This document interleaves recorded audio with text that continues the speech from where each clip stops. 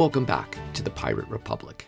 This is an audiobook presentation of Pirates of the Wild West, the first novel in the Storm of Time series, released one chapter at a time.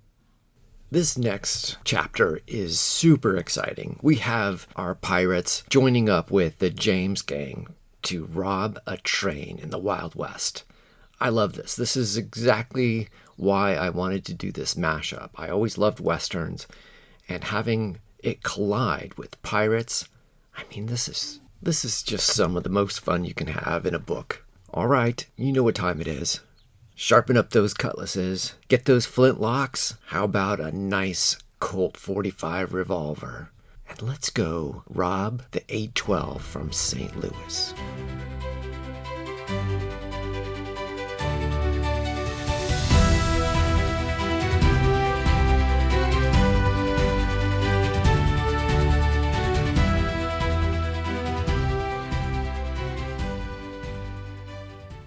Chapter 17. Charlotte de Berry despised horses. Putting aside the smell and tedious maintenance they required, riding on the back of one was a painful and jarring experience. Give her the calm to wild motion of the seas any day over this constant, back-breaking clomping of hooves. They had all secured horses with the help of the James brothers, as well as the two wagons being driven by Black Caesar and Mary Read. Anne Bonny rode side by side with the younger of the James brothers, Jessie. Hornigold, Vane, and Thatch rode confidently, as all had experience at one time or another with horses. The Chinese boy that Blackbeard now conscripted to the role of cabin boy of his lost ship rode on the wagon beside Black Caesar. They rode through the sparse landscape, following the rails that allowed the trains to move quickly across the ground. They had seen one such train from a distance as it traveled out of San Francisco to some unknown destination. It was quite a feat of ingenuity. The steam-powered engine moving all that weight faster than a horse could run, weeks' worth of travel passing in mere days. The train they sought was coming from a city named St. Louis, 2,000 miles away. The train would make many stops along its route, and one of them was a stop in Nevada, where it would be picking up transfers of silver bars from Virginia City. This information was purchased by Hornigold from some source that he kept to himself. Maybe it was from some character that he had met while drinking at the Paris. The James brothers seemed to think that this was an opportunistic venture, as they were quick to loan their own funds to purchase the horses, wagons, and extra firearms to replace the pirates' flintlock pistols. The older James, Frank, seemed an untrusting type, but he was resolved to follow his brother Jesse on whatever adventure the quick-handed cowboy decided to go on. Charlotte watched as Jesse flirted with the uncharacteristically blithesome Anne. She had either found a soulmate, or she was soon to slit his throat for killing Calico Jack. The sun was near setting when they found the desired location for their trap. The incoming train would have a mile-long path to reach them before arriving at the entrance to a canyon where the tracks traveled between steep-walled cliffs. Frank James checked a winding pocket watch and announced the time to the group. They moved one of the wagons that was filled with wood and hay to block the tracks, and unhitched the horse, which was then mounted by Mary Read. Black Caesar passed out several torches, and as the sun slowly faded behind the hills, they lit them ablaze. The pirates and cowboys gazed off into the distance from atop their horses, searching for signs of the train's arrival. Thatch casually worked waxed wicks into the long braids of his beard. Frank raised his eyebrows at Jesse as the two men curiously watched him. Once Thatch was finished, Frank shook his head in confusion, but was in awe of the dark look that came over the black-bearded pirate. He watched the man's face change to something deadly and dangerous. "Train!" Tom shouted as his young eyes were the first to spot the black smoke being emitted in the darkening sky far down the tracks. Thatch turned to Vane and bellowed, "Now!" Vane kicked his horse over to the wagon parked atop the rails and used his torch to set the hay and wood on fire. In moments, the entire contents of the wagon were aflame. The horses became restless around the smoke and fire, and it took the bandits some doing to regain control. The mounted group circled and stomped as the train grew into view. The train whistle blew several times as the conductor saw the fire in their path from his distance. Frank's horse danced around in anticipation of what was to come. "Ready yourselves!" Thatch yelled. Frank turned to see the pirate, and his eyes went wide. The crazed man had lit the wicks woven through his beard. His dark face was surrounded by red flames, sparking and spitting. Frank couldn't take his eyes off the devilish vision. Jesse was transfixed by the scene as well. Indeed, all eyes were on Blackbeard as the fiend gave a horrifying grin and his horse reared up, kicking its hooves into the air. The night was blasted with the sounds of the train whistle and the squeal of brakes. The conductor was desperately trying to slow down before colliding with the burning obstacle blocking the path. He hung his head out the window to get a better look as he pulled back on the sparking brakes with all his might. Blackbeard pulled out one of his pistols and fired it into the air. "Bring hell and fury and fire upon them!" He led them galloping toward the barreling train. The conductor let off on the brakes in horror as he watched a fiery man riding a large black horse toward him. The madman's face was afire, flames licking and dancing around his head as he passed by the engine.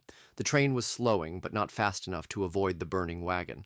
The conductor turned toward the front just in time to see the grill of his train collide with the blazing object. Heat and fire radiated up into the cab as the train was rocked by the crash.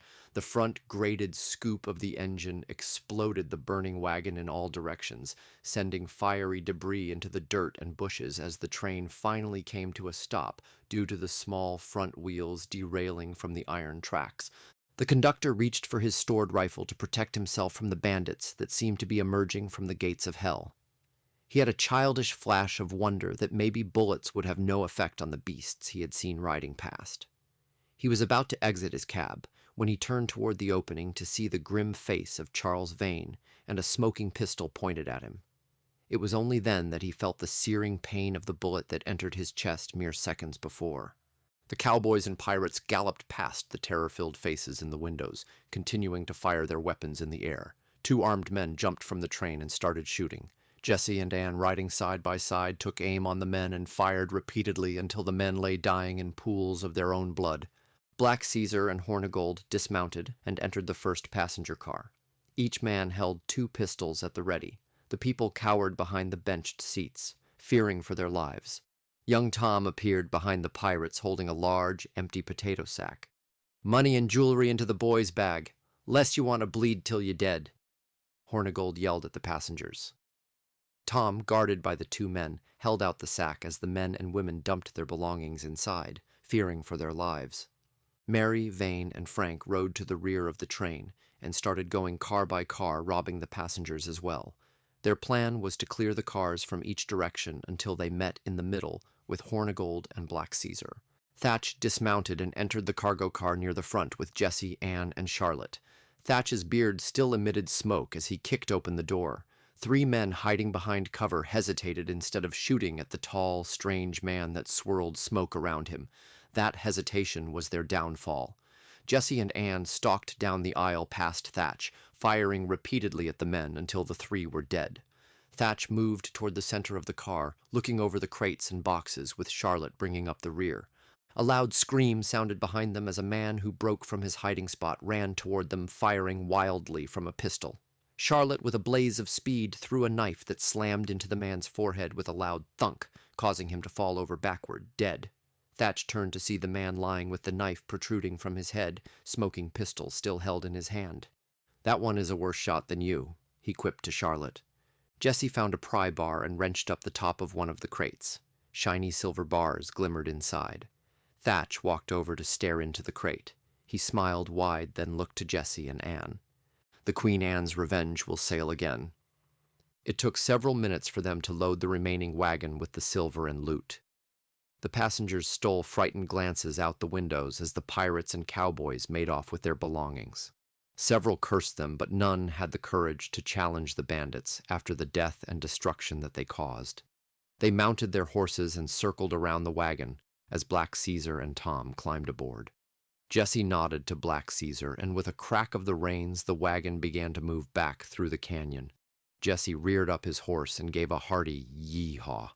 Frank joined in on the cheer, as well as Anne. Vane looked at them and gave a rare smile, then tried his own version of yee-haw that may have sounded too British.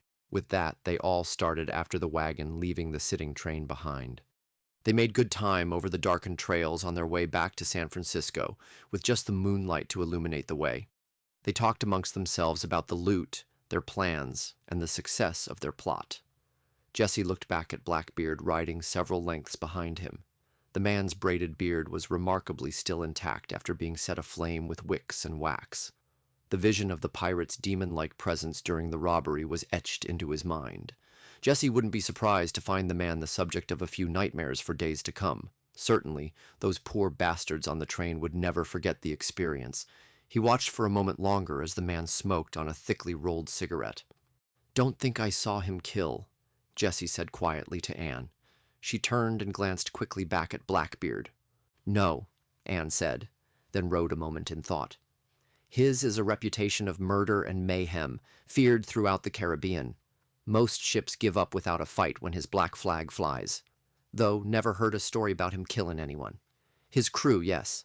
She nodded toward Black Caesar driving the wagon. "His first mate killed his best friend, Walter Key. It was over a girl they both loved. Took poor Walt's head in a duel. Calico Jack told me of it." Anne's eyes wandered off with a tear for Jack Rackham after she mentioned his name. Jesse watched her face sadden. He looked down and away for a moment as they continued riding. "I am sorry about what happened. Wish I could take it back," Jesse said quietly as Anne looked away. "The way of the gun will furnish a man, or a woman, not with a reward for surviving, but with the punishment and misfortune of loneliness." Jesse sighed. "Miss Bonnie, I am truly sorry for your loss." Anne wiped away the fallen tear as she steadily rode. "Thank you for that," she replied without looking at Jesse. "Might even have become friends with the Calico feller if things had gone different," Jesse said a moment later. Anne chuckled. "That was never going to happen. You're probably right." They emerged from the canyon and started to follow the trail alongside the empty railway tracks. It was slow going, with the wagon in the dark. They needed to be cautious not to throw a wheel on the bumpy path. The goal was to be back in San Francisco way before dawn. Frank was the first to crest the next rise, and he reined in his horse as he stared off into the distance. He could make out 20 riders heading toward them. He turned his horse back toward the others and stopped them. "Trouble ahead. Looks like a posse."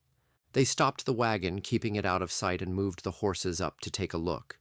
Vane looked hard at the riders approaching. They rode with purpose. It was plain to see. He watched as one of them pointed in their direction, and they all picked up the pace. "They're coming for us," Jesse said.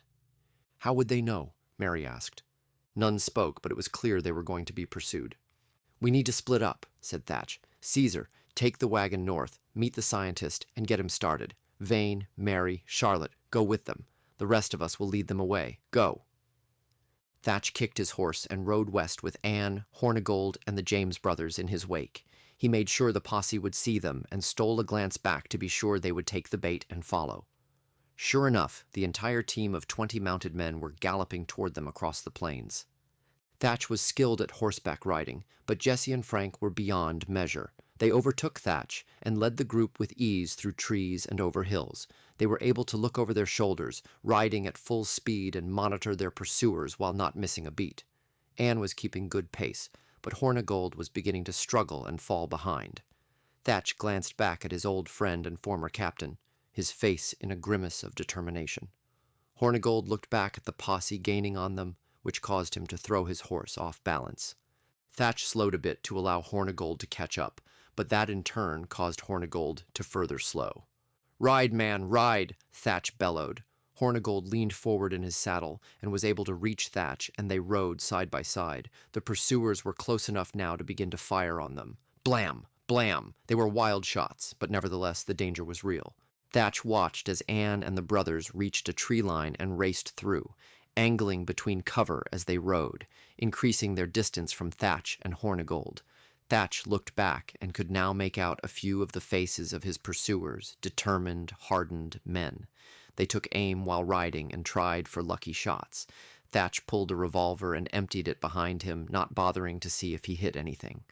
When they reached the tree line, Thatch steered his horse left to place trees in the way of their pursuers, and Hornigold stayed right beside him, galloping full speed past branches and over logs. The posse began to spread out, widening their net, and soon Thatch could see several men riding almost parallel to them, only 20 or so yards away. He no longer knew the location or the direction that Anne and the James brothers had taken. Hornigold was grunting as he rode at Thatch's side. He seemed to be struggling with the control of his horse as the trees went whipping by. Suddenly he was too close to Thatch, their legs bumping against each other. Hornigold's horse collided with Thatch's, and the world seemed to go off kilter. Both men and horses slammed together again, and all went tumbling into the dirt and pine needles. Thatch rolled with the fall, letting the momentum carry him off and away from the falling 900-pound beast. He was quick to his feet, but the enemy were already upon them. Thatch rose and was facing 4 circling men on horseback, pointing pistols in his direction. "Get them hands up," a bearded man ordered. Thatch spun around as more men arrived, and he reluctantly raised his hands. He looked over at Hornigold, who was still on his knees attempting to stand up, while 3 armed men hovered around him. He was surrounded, and a fight would only end in his own death. He watched as more riders arrived and dismounted. It was then he saw 2 familiar faces emerge out of the darkness. "Even the devil will be damned, as God bears witness," said the pirate hunter, Woodes Rogers, as he smugly approached Thatch to stare up at the man's bearded face with Henry Jennings at his side. Jennings plucked the pistols one by one from Thatch's holsters, smiling the entire time. "No surprise to find you 2 ratfinks as bedfellows," Thatch said. Woods smacked Thatch's face with a backhand that was absorbed with barely a movement. "I've been dealt harder from a scullery maid, my dear Woods, and here there's been such talk of the dreaded pirate hunter. Seems just another story about a fish this big." Thatch held his hands wide, then smiled and brought them in to show just his fingers an inch apart. "Tell your musings to the hangman, Blackbeard." Woods spit. "Bind them both, and gag this one." "With pleasure," Jennings said, grinning.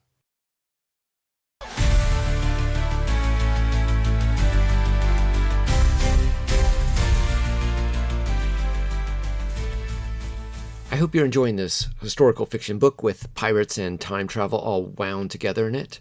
You can find the ebook and physical books at my website, briancantrell.com. You can also find the second book in this series, Pirates of World War II.